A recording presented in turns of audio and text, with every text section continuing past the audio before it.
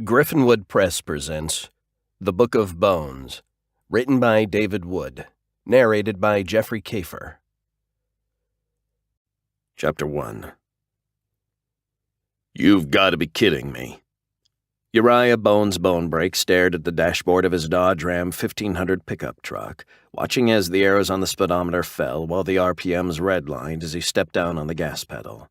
Not good. A green road sign loomed up ahead, and he coasted the truck to a stop in front of it. Madra, New Mexico, 2 miles. Almost made it. He consulted his phone and found to his absolute lack of surprise that he had no signal. He'd have to hoof it into town and hope they had a repair place. He could handle minor repairs, but unless he missed his guess, he was looking at something major. He grabbed a bottle of water from the cooler, slung his leather jacket over his shoulder, locked the truck, and headed down the highway. A stiff breeze took the edge off the hot summer day, but almost immediately sweat began dripping down his face, only to evaporate in the dry desert air. He dribbled some water on the back of his neck and tried to focus on the landscape. The golden sun hung high overhead in a cornflower blue sky, shining down on a rolling landscape of juniper, cactus, yucca, and a whole lot of dirt and rock. In the distance, 2 russet-colored buttes stood out in sharp contrast to the dull brown earth. Because he had nothing else to do, he focused on the hill on the left and tried to estimate its height, then calculated how long it would take him to free-climb the steepest side. He just about completed his estimate when he heard the sound of a vehicle coming up behind him and turned to see a battered red Honda Accord coming his way. He didn't bother putting out his thumb. Few strangers were comfortable giving a ride to a long-haired, 6'5" Native American. The Accord slowed to a stop alongside him, and the driver called out to him. "That your truck back there?" Bones nodded as he looked the girl up and down. She was a Latina with rich caramel skin, full lips, and glossy black hair that hung halfway down her back. She wore a pink midriff tank top, tight-fitting blue jeans, and big sunglasses. "Yep, that's me." "Out of gas? In this part of the country, you've got to fill up every chance you get. Service stations are few and far between." "I wish. It's something mechanical for sure." "Sorry to hear that. Hop in and I'll give you a ride." Bones heard the passenger door unlock, and he slipped inside. The air conditioning was running at full blast, but produced little in the way of cool air. It was in dire need of juicing up, but from the looks of the girl's battered vehicle, he doubted she had the money for such a luxury. "I'm Marisol, Mary for short." She held out her hand to shake, and he found her grip surprisingly strong. "Bones, and don't bother asking my birth name, because I won't tell you." "Fair enough." She glanced in the rearview mirror and guided the Honda back onto the empty highway. "We don't see many natives off the reservation out here, but you're clearly not from around here. I saw your Florida license plate. Seminole?" "Cherokee, originally from North Carolina, but I've lived in the Keys since I left the Navy." Mary sighed. "I've never seen the ocean. My parents were supposed to take me to Disney once when I was a kid, but my dad got drunk and wrecked our car." She shrugged as if to say, "What are you going to do?" Bones managed a half-smile. "Saw plenty of that growing up. The stereotype about Indians and firewater isn't entirely undeserved." "How about you? Do you drink?" "I wouldn't say no to a cold one, but it's a little early in the day for a drink. How about tonight?" He glanced at the ring finger of her left hand, saw it empty, and flashed his most roguish grin in her direction. Panic flashed across Mary's face. "Oh, I didn't mean that. I work at a bar and grill in town, the only one of either, in fact." She turned and stared into the side view mirror. "I just thought you might like to drop in after you get your truck taken care of." As she turned her head, Bones caught a glimpse of a bruise over her right eye. So the big sunglasses weren't solely for the purpose of keeping down the glare. "It's cool," he said. "I've got an idea. How about after your shift is over, I buy you a drink? Maybe whoever gave you that shiner will be stupid enough to show up and say something about it." Mary jerked her head around, and the car swerved into the emergency lane. She overcorrected in the other direction, and Bones snatched the wheel with one hand and guided them back on course. "I'm so sorry," she said. "I'm just really out of it today. I got this." She gestured at her eye. "Rock climbing. Had a bit of a fall." "So you don't have a boyfriend?" "Yeah, I do." "Is he the one who took you rock climbing?" Mary grimaced, her jaw working for a few seconds. "The repair shop is right up there." She nodded at a metal building with a large open bay on the front. A sun-bleached mural of hot air balloons floated across a desert landscape adorned the near side. "Balloon Fiesta," Mary said. "They do it in Albuquerque every year. You should check it out." "Sounds like something white people would do," Bones said, eliciting a giggle from Mary. "I might check it out if the beer is cold and the women are hot." "So you like old white women?" Mary teased, clearly relieved that the subject had moved away from her bruised eye. "I just like women." Mary pulled into the parking lot of Miguel's Automotive and Pawn. Rather, she drove off the road and onto the flat patch of dirt in front of the building, brought the car to a stop, but left the engine running. "Here's where I leave you." "Thanks for the ride." Bones squeezed his large frame out of the Honda. He immediately felt the heat of the sun on his black hair and wondered if Manny's had air conditioning. "Where do I go if I want to get that drink later?" "Down there on the left. It's part of the motor lodge. If you're stuck here overnight, that's the only place to stay in town." In a different set of circumstances, Bones would have asked if she had room at her place, but the girl's situation was clearly complicated. A part of him wanted to do something about it, but he'd been in such situations before and knew how little difference his style of intervention truly made. "All right, I might see you later." Mary wiggled her fingers in a dainty sort of wave and drove away. Bones managed to grin and then turned and headed for the front door of the repair shop. A sign in the dust-coated window read, "We sell green chili." He pushed the door open and stuck his head inside. A glass-topped counter filled with knives, pistols, and turquoise jewelry ran across the room. Behind it, shelves piled with old DVDs, video games, and various odds and ends lined the back wall. In the corner, a gun case coated in cobwebs held a few shotguns and a single Glock. "Lots of crap for sale, but no one to do the selling," he muttered. "Hello?" he called. No reply. He waited for a count of 20 before calling out again, louder this time. "Yo, anybody here like money? Because I need to spend some." A toilet flushed somewhere behind the bookshelf. A few seconds later, a portion of shelf swung forward, and a graying man with dark brown skin and light brown teeth grinned his way into the shop. "No need to rush me, bro. In New Mexico, we all operate on Indian time." His face went slack. "Whoa, no offense, big man." "It's cool. My grandfather says the same thing about the reservation where I grew up. Are you Miguel?" The man frowned and then cackled with laughter. "No way, bro. Miguel was my grandfather. I'm Manny." "I'm Bones." They shook hands. Manny's firm, calloused grip told the tale of years of manual labor. "You're gonna stand out around here. There's only two kinds of people in K Madra, Mexicans and Mexicans." Bones frowned. "What's a Mexican?" "Mexican mixed with something else." Manny cackled. "Except for the cactus, juniper, and chili, everything here is some shade of brown." Bones decided he liked the old man in spite of his annoying laugh. "So what brings you in today? I don't imagine you drove here just to check out my knife collection." He tapped the glass counter with a gnarled finger, the grease under the nail forming a black crescent moon. "Truck broke down." Bones described the problem and gave the make and model of his truck. Manny clucked his tongue. "Should have bought a Ford." "I'll debate you on that all day long. It's 10 years old and I've never had a problem. Until now," he added. "Consuela's 30 years old and she's been nothing but problems, but she still runs.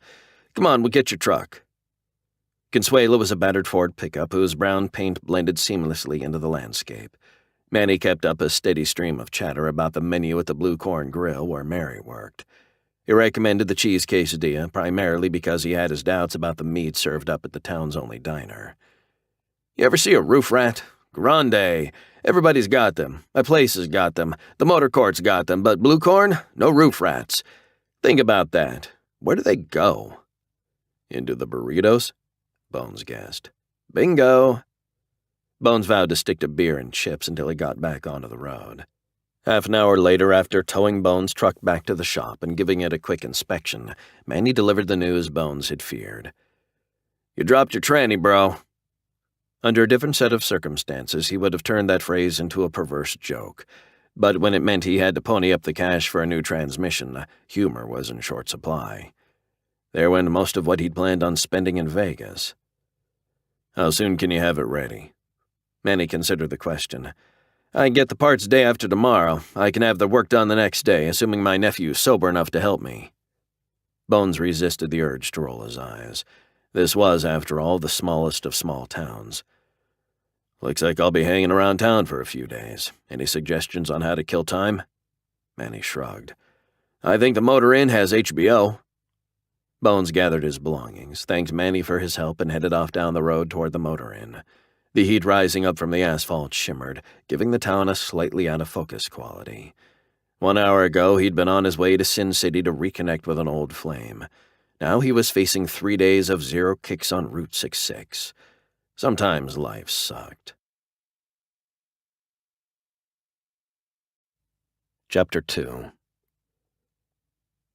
The Blue Corn Grill smelled of burger grease, roasted chili, and stale beer. The afternoon sun shone through the dusty windows, casting dull beams on the warped wooden floor, stained by the spills of decades of tipsy clients. 3 men in work uniforms sat around a table, loudly debating the relative merits of the Dallas Cowboys and Denver Broncos. When Bones walked in, they all gave him a quick glance. He raised his chin by way of greeting. The men returned the gesture, looking like baby ducks waiting to be fed, and then went back to their conversation. Mariachi music blared from an old jukebox. Bones smiled. Swap out the mariachi for some Metallica, and he'd be right at home. Marisol stood with her back to the bar, filling a pitcher with beer. Bones propped his elbows on the bar and waited for her to turn around. "Oh my God, you scared me," she said when her eyes fell on him. "What are you doing, stalker?" "I didn't want to interrupt you when you're hard at work." She rolled her eyes. "I've got 3 customers, 4 if I count you." "Why wouldn't you count me? I'm awesome, and I'm a good tipper." She laughed at that. "We'll see. Did you get checked into the motor lodge all right?" "Sure did. Surprisingly, they had a ton of rooms available. Guess it isn't tourist season." "It hasn't been tourist season for as long as this town has been here. Hold on a minute." Bones waited while she carried the pitcher of beer over to the table where the football fans were still arguing. Embroiled in a heated Tony Romo versus Peyton Manning dispute, they hardly noticed her. "So," she said, wiping her hands on her jeans, "what will you have?" "How are the chicken fingers?" Bones asked, scanning the chalkboard behind the bar where the menu was written in a delicate feminine hand. "Frozen, same as the burger patties. The hot dogs are awful. The locals usually go for the burrito or the huevos rancheros." Remembering what Manny had said about the burritos, Bones decided on the latter. "Huevos rancheros sounds good. Eggs over easy if you don't mind." Mary nodded. "Red or green?" "What?" "I forgot you're not from around here," she said. "Everything comes with chili on it. Do you want red or green?" "Can I have both?" "Christmas tree it is. What to drink?" "Tell me you have Dos Equis with a lime. After the day I've had, I need one. Maybe more than one." "Dos Equis I have. No limes." "Good enough."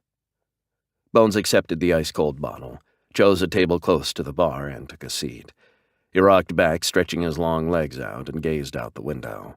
There wasn't much to see outside, but Mary was the only thing worth looking at in here, and he wasn't the kind to stare. He thought about his friends Willis and Matt arriving in Vegas tomorrow without him. 24 hours from now, they'd be living it up, surrounded by bright lights and beautiful women, while Bones would be here, surrounded by juniper. Not much of a trade-off. A few minutes later, Mary slid a plate onto the table. Bones' mouth watered at the sight of the heaping pile of pinto beans, cheese, and green chili, over 2 blue corn tortillas and topped with 3 eggs, and served with a side of fried potatoes. He couldn't get this at a Vegas buffet. He was just digging in when she set another, identical dish on his table, along with a steaming cup of coffee. "I know I'm a big dude, but I can't eat that much. At least not if I want to keep my girlish figure." "It's for Manny." She giggled and playfully punched him on the shoulder. "He comes in at the same time every day and orders the same thing. I like to have it ready for him." She glanced up. "See, here he is." Manny bounded into the restaurant, greeted the customers with a wave and a loud "Hola," and then took a seat across from Bones. "You saved me a seat." Without further word, he dug into his meal. The 2 men ate in companionable silence. When they'd both cleared their plates, they enjoyed their drinks and made small talk. Manny was an Army veteran and had a few tales to tell. Every one of them involved women and alcohol, not necessarily in that order. Bones was beginning to feel right at home when a new customer entered. He was a tall, sturdily built Anglo of about an age with Bones. He wore his sandy blonde hair cut short, and his beard and mustache were neatly trimmed. Despite the heat, he was dressed in khaki pants and a long-sleeved blue Oxford cloth shirt. As he passed the table where the football talk had finally subsided, he greeted the 3 patrons in an overly loud voice. "Wish I could join you for a drink," he said, "but I've got this book to finish." He held up a laptop case and grinned. He turned and headed for the bar, the men at the table rolling their eyes and shaking their head as he walked away. "That's Matthew." Manny looked like he'd sucked a lemon. "What's his deal? He's friendly to the other guys in here, but he blows you off?" Manny cackled. "That's because I think he's full of mierda de toro, and he knows it." "That means bullcrap, right?" "A little less delicate, but you get the general idea." Manny took a sip of coffee. "So what's his story?" Bones asked as he watched Matthew open his laptop, turn it on, slip on a pair of reading glasses, and then look around to see if anyone was watching. "He's a writer, I take it?" "Not really. He's a school teacher in the next town over, but wants everyone to think he's a big-time writer. Claims he's working on something huge." Manny waggled his fingers as he said the last. "He's published a few books, but I think only his mom has read them." Bones chuckled. "This seems like a weird place to work on a book." "For him, it's more about the image than it is about actually succeeding. He's here for 2 reasons, to get attention and to keep an eye on Mary." Bones shifted in his seat. "Is that her boyfriend?" Manny nodded. "I don't know what she sees in him. She's a good girl, and smart, too. She went to college for a couple of years, but came back when her abuela got cancer. After the old baby died, the life just went out of Mary. She took a job here and hasn't left since." A cacophony of conflicting thoughts ran through Bones' mind. Odds were Matthew was the one who had given Mary that shiner. Bones' inclination was to drag the guy out back and introduce him to Bones' fist. But he didn't know for sure that Matthew was the culprit, and if Bones landed himself in jail, he'd definitely miss out on Vegas. Manny seemed to read his thoughts. "There's not much anyone can do for her until she's ready to stand up for herself," he said. "Believe me, we keep trying. Nobody's given up on her." Bones nodded. Up at the bar, Mary and Matthew were engaged in a heated discussion. Matthew jerked his head to the side and glared at Bones, who responded with a wink. "Oh, no, Bones, why did you do that?" Manny whispered. "Now he's going to come over here and homie wears way too much cologne." Manny was correct on both accounts. Back ramrod straight, chest puffed out, and elbows slightly cocked, Matthew stalked over to their table, a sickly sweet cloud of musk preceding his arrival by almost a full second. "You got a problem, mister?" Matthew asked. "I got a whole list of them," Bones said, "starting with an asshat who's interrupting me while I'm trying to enjoy my beer. Think you can help me with that?" He grinned at Matthew, who was clearly sizing him up. Finally, the man's lips drew back in a mirthless smile. "You're a funny guy. I'll have to write you into a book sometime." He stood there for a full 3 seconds before returning to his seat at the bar. "You hurt his feelings," Manny said in a low voice. "He wanted you to ask him about his book. You know, treat him like a best-selling author, like that Harry Potter guy." Bones didn't bother to correct Manny. He gulped down the last of his beer and held up the empty bottle to signal Mary that he'd like another. "So what does he write about?" "He wrote some weird science fiction stuff, but now he says he's doing some serious investigative work and that when he's finished, everybody will be blown away by what he's discovered." Manny smirked. "Any idea what he's working on?" "Rumor has it," Manny said, leaning forward, "he's been asking questions about aliens."